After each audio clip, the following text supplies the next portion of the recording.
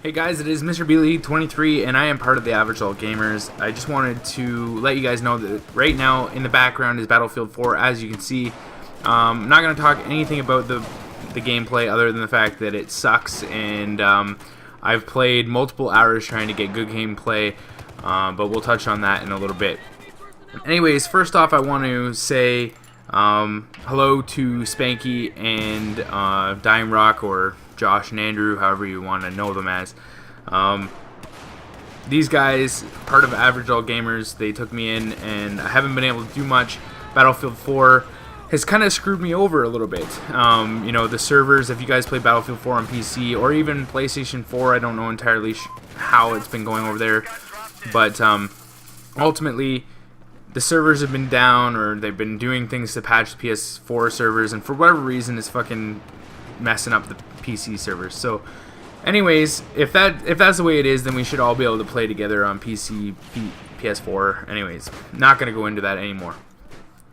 So I just want to talk a little bit about the trials and tribulations of being an average adult gamer. When I say that, I don't mean the actual game, or sorry, the channel itself being Average Adult Gamers, but being an average adult gamer, you know, playing these games, first-person shooters mainly. I basically started playing first-person shooters with, I would say it was probably Call of Duty 4.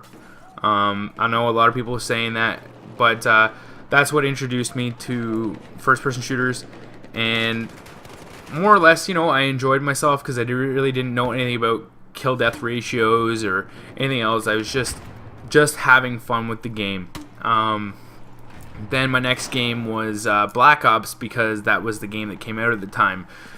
So, you know, that being said, I've gone and bought every single rendition or version of Call of Duty that has come out, be it other than Call of Duty and Call of Duty 2.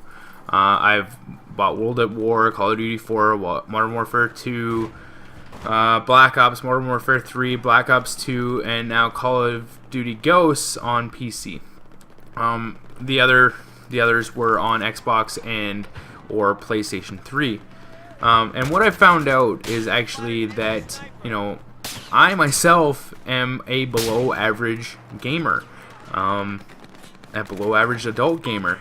It might be a whole new channel in itself, but I'm finding that it doesn't matter that I've spent $400 and some odd dollars, almost $450 on Call of Duty in itself, in the different versions split between having multiple copies, between different platforms and all that sort of stuff, and also playing on Xbox 360, PlayStation 3, and PC. I've noticed that I am a very solid player, you know, a very solid average or below average player, meaning that I don't come out of games usually on the top of the list. More than likely I'm at the bottom of the list, or below, or you know, at the lower part of the list. But what I do get out of the games is that when I don't care about kill-death ratio, and most of the time I really don't care. The only time I care is when punks are blabbing about theirs, and I, you know, they're like, oh, you know, I've got a 1.5 or a 2 kill-death ratio, and I'm sitting there with my 0.80 kill-death ratio. It kind of bothers me a little bit, but ultimately I know that, you know, as long as I'm having fun with the game, that's all that should matter.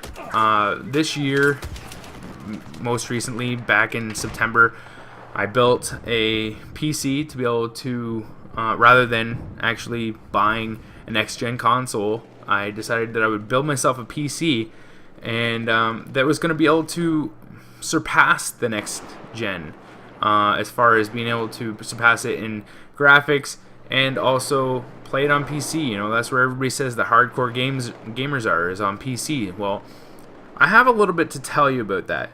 You know, being the fact that I'm new to PC gaming, other than for Minecraft, which is an awesome game, by the way. If you've never tried it out, check it out. But I don't know. It doesn't seem to matter whether you're on PC or console or whatever. You do the same. Whether if you're a good gamer on PS3, you're going to be a good gamer on PC, as long as you can get the WASD keys down. Or if you want to do what I do and play on PC with a controller, and I know what you're going to say in the comments, I don't give a shit. Whatever is going to allow me to play the best that I can play, I really don't care. Controller, mouse, and keyboard, to everybody each in their own. It really shouldn't matter to you what I play with. But what I've noticed is that, if you're playing on PC, it's like a slap in the face. You've spent all this money to be able to play on the next gen, to be able to say that you're going into the hardcore gaming market, or so they say.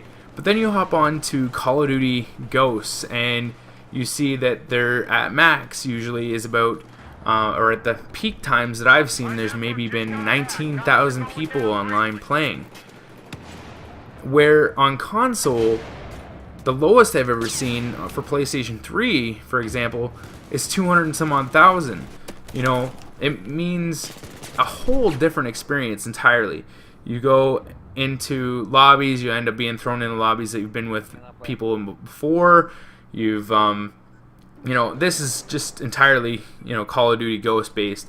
But it's really frustrating because you honestly think that you're supposed to be playing against thousands and thousands and thousands of people, hundreds of thousands of people, when in reality it's only like 19,000 people at the most, and you end up getting thrown into a lot of lobbies, or it's really hard to find a lobby to be able to play against people in different game types. Like, for example, this game here that you're looking at, I had to join in on a buddy of mine, Jamie. His YouTube channel will be in the description below. It's WDSK. Or WD5K in the game here, as you see. Basically, he he plays on PC. He doesn't have any problem. But I had to join on him to be able to get in the game type that I wanted to get into. And unfortunately, what that meant was that I had to be subject to 165 millisecond ping. Which, for anybody who doesn't understand that, is the lower the number, the better connection that you have to the game. For me, it's frustrating. It doesn't necessarily, I did kind of give, in this game in particular, I was saying, that the ping was throwing me off, and that that's why I wasn't doing as well. However, I'm here to tell you that I suck at FPS games. I don't care about kill death ratio, and I'm all about playing the objective. If things aren't going my way, I'll tend to mess around. I really don't give a shit, and that's just the way it goes. So those are just, that's just some of the trials of being a player, in which you're trying to capture, YouTube videos.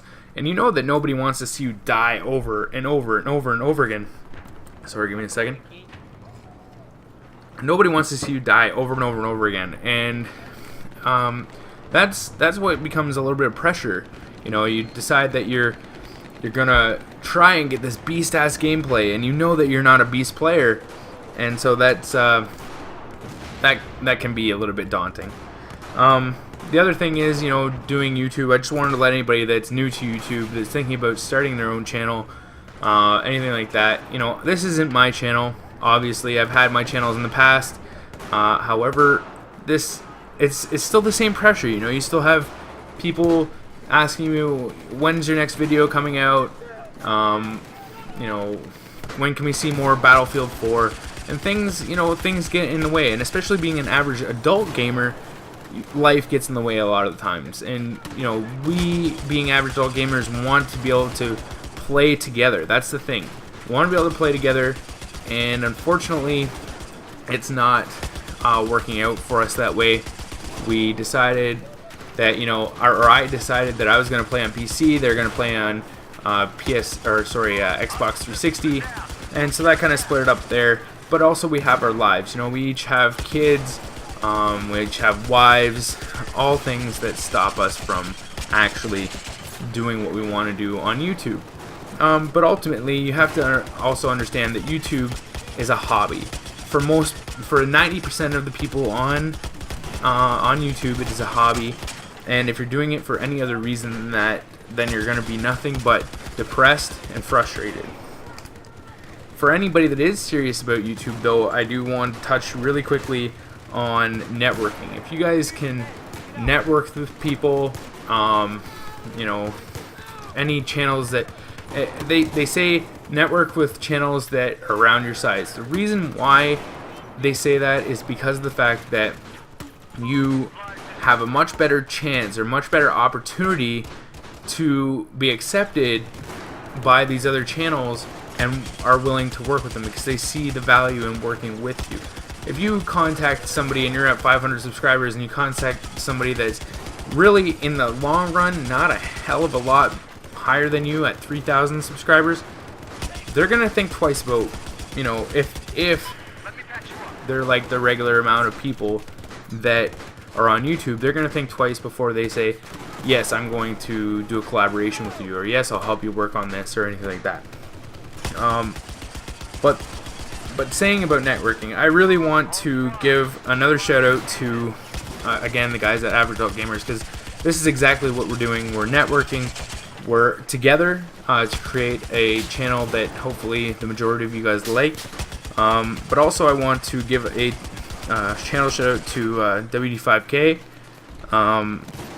the Black Glove, Falcon 1974A, and also World Goon Squad. There's nothing, you know, I've worked with these guys in some way, shape, or form in the past, and these guys stand out to me as people that do what they want. They know what they need to do, and they were more than willing to give a helping hand in the long run. I'm not saying go and barrage them with, can you please help me with this and can you please help me with that, but at the same time, you know, do check their channels out, because these guys have worked their asses off. They've been putting a lot of work into their channels, and their content is beyond what I'm able to bring you right now. That being said, though, guys, I'm going to be wrapping this commentary up, but I do want to say that you will see more videos from me in the future. Also, check out SpangleNuts' free-for-all series that he's got going on, as well as Dying Rock's free-for-all series that he has going on as well. I believe that he's working on the shotgun, if he hasn't already surpassed that. But anyways, follow us on Twitter, AvgAdultGamers, SpangleNuts, Dying Rock, and Mr. Mealy23. We're always willing to talk with you guys there, network with you guys, and you know, see what else is out there for YouTube and social networking. So anyways, with that, guys, I leave you and bid you a good day. Talk to you later. Bye-bye.